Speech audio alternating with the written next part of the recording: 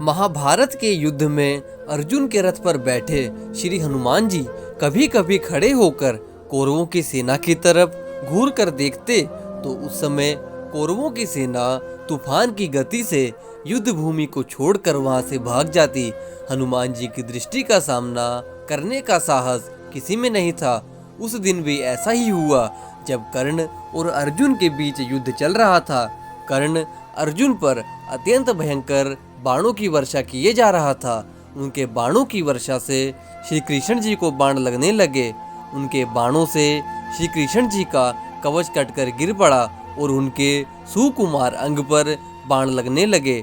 रथ की छत पर बैठे श्री हनुमान जी एकटक अपने आराध्य की तरफ देख रहे थे। हनुमान जी से यह सहन नहीं हुआ। अकस्मात वे उग्रतर गर्जना करते हुए दोनों हाथ उठाकर कर्ण को मार देने के लिए उठ खड़े हुए। हनुमान जी की भयंकर गर्जना से ऐसा लगा मानो ब्रह्मांड फट गया हो।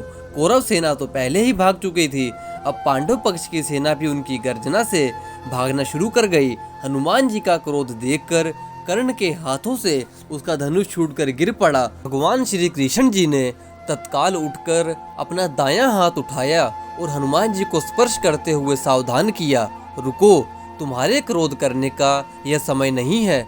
श्री कृष्ण जी के स्पर्श करने से हनुमान जी रुक गए, किंतु उनकी पूंछ खड़ी हो गई और आकाश में हिल रही थी। उनके दोनों हाथों की मुट्ठियां बंद थी।